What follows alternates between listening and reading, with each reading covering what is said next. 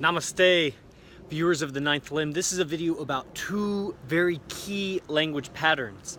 And a language pattern, it's as obvious as it sounds. It's a pattern of words that seem to come in this grouping, in this phrase, or in a person's language over and over again. And it has a definite effect. All language does. All words have an effect on the nervous system. And the one, you're very familiar with it, is the I am. And the mistake that a lot of people make in their linguistics, what Vince Kelvin would call false linguistics, is saying I am blah blah blah. So, I am sad, I am happy, I am frustrated, I am hot, I'm cold. You're none of those things. And it's a timeless teaching. It's in a lot of scriptures, but this that I'm about to say right now, it comes directly from Arashti Bazar. The way that he worded this was very, very helpful for me to even more deeply understand it. I'd already had like 2 or 3 just like moments when I was reading or studying about the I am. You can say maybe I am feeling blah blah blah, and that creates a separation from the emotion and you. But here's what Arashti Bazar said: I am, period, is a completed sentence, and there's nothing to add to it. This was very powerful for me. So it could be I am and I'm experiencing blank, or I am and I'm feeling blank. And this separation is very, very key. It goes in the other direction too, saying you are a good musician. No, you are, and you play music very well. Just simply say it. You don't even need to say it. You are, I am, almost never needs to be said. It's presupposed. You are. Do you doubt it? Are you doubting that I am? You don't need to say I am blank. Just but it is facilitated in language. You don't need to be too anal about it. I'm feeling blank, or your playing was very good, but not you are a good musician. Maybe you are playing good music. This, even if it's not on the surface level of, that people are conscious of it, but this does hit people differently. If I said to you, your playing of that music, first of all, that's not how you give a compliment. So I won't even get into that example. The compliment is how you experience it. Your playing is moving me emotionally. Your playing is really calming me down. Okay, so this is that's how you would give a compliment, not you're a good player. But you're not a good player. You are, period. And your playing is very good in my judgment. So you are, I am, period. Those are end of sentences. The second one, obviously you're going to have heard this before, because it's in the beginning. These are first principles. You exist. Nothing else in your philosophy and your ethos can come until you solidify that you exist for yourself. You're an individual. You're an individual. I am, period. Be still and know that I am God. It's one of my favorite quotes from the Bible. And when I read scriptures like that, I read them all as mantras.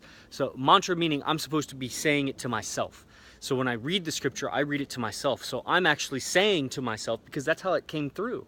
That's how it came through. Anybody that practices magic or spirituality in a way that, you talk with spirits, you know that when the communication, or telepathy, if you ever experience telepathy, when the communication comes through, it's as if it's your own voice. It might have a slight distortion because of that entity or that person or whatever, but it's in your head. You're saying it to yourself. So be still and know that I am God. I take that personally, and people might say, whoa, that's too self-righteous. Well, I'm not judging people for being self-righteous. So if your belief in that is causing you to judge me, then I don't want that belief, because I don't want to judge people. I just be still and know that I am, period. Second sentence is I think. This is a redundant sentence that never ever needs to be stated. If you're saying something, it was obvious that you were thinking it. You're not saying anything without thinking it, despite that old saying of, think before you speak. It's not possible to speak before you think. The thought came first. So I don't need to ever, in any context, there's never a moment. I invite you, if you think of one, comment below. Maybe I haven't thought of everyone, so I'd love to you know, one, make it interactive, and two, you know, raise my awareness. Maybe there's a time to say I think. Otherwise, you know, it's I believe, or just say it. The I think is not necessary, it's redundant. Okay, get this. You are already communicating that you're thinking without saying I'm thinking. I think. Now, I'm thinking might, you know, if I'm taking a long pause before answering, I'm thinking. Yeah, that is a polite thing to say. But to say that I think blah blah blah, no, just blah blah blah. You never need to say I think before. Here's the complete sentence, the only sentence that will ever require the word I think. I think, therefore I am. Period. It's the only time to ever say I think. And you don't really need to say that because maybe it was said once 2,000 or 3,000 years ago, and you know, so we got that out of the way. If you're thinking, then you're existing. So you can see how these two are related. I am, period. I think could be an end of sentence. I think, therefore I am. That kind of rounds out the only reason why we'd ever need to say the phrase, the language pattern, I think. Okay, so this is really important also in the context of distinguishing that there is the I am, there is the I think, and then there is the I feel, or the I experience. The I experience is a passive yin, receptive receiving of life. I think is an outpouring. It's a yang. It's the pushing out of mental power. I am is the observation of both. It's the Holy Trinity. Okay, so I'm coming out with the Heart Seal on October 1st, and at the end of it's phenomenal. I'm in love with my own product. I've been practicing what I recorded because it's timed so well. And at the end of this very short, it's a 20-minute sequence. It took me an hour and a half of videos to teach you how to do the 20-minute sequence because it's very isolated muscle activations. At the end of the 20-minute sequence is a 4-minute meditation, which is meant to just teach you how to do it so then you can set a timer and do it for 2 hours or for 2 minutes if you want.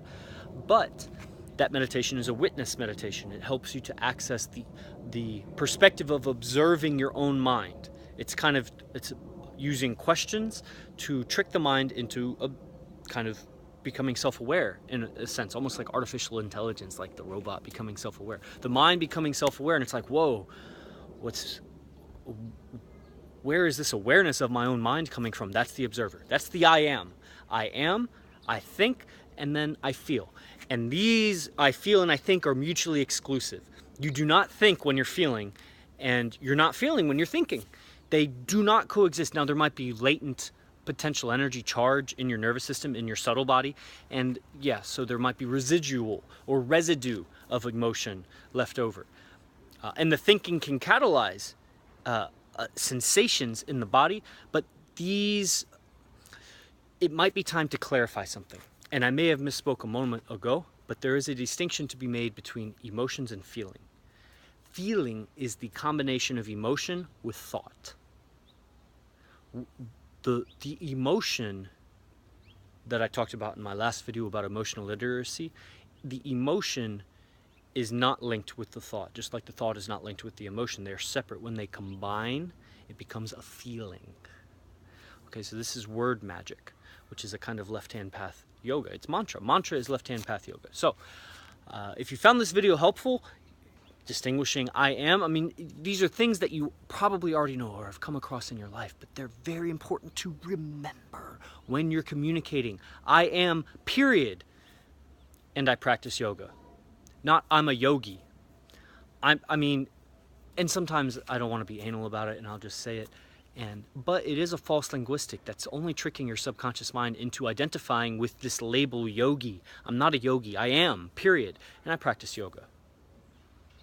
I think, therefore I am. And anything else is just an assertion. It's already known that I'm thinking if I say it. And then emotion and feel and thought are separate. When they come together, it becomes feeling. All right, so definitely check out the Silent Flute. Monday's recorded lectures, we go way deeper into practicing and experiencing these things viscerally, which is better. I don't want to have to conjure up the thought of I am, period, I think, period. I just want to integrate it into my muscle pattern so that I don't have to think about it anymore. These deep truths that we make in the yoga practice called satkara, we make truth making. We make truth through manipulating the body and the breathing, and we refine and distill our own memories and dreams and this process that we call our mind and our brain, and we clarify ourselves to ourselves. So I hope to see you on the Silent Flute. You go to ninthlimb.com or check the links below for those videos. Definitely subscribe to the channel if you haven't already, and I'll see you in the next one. Namaste.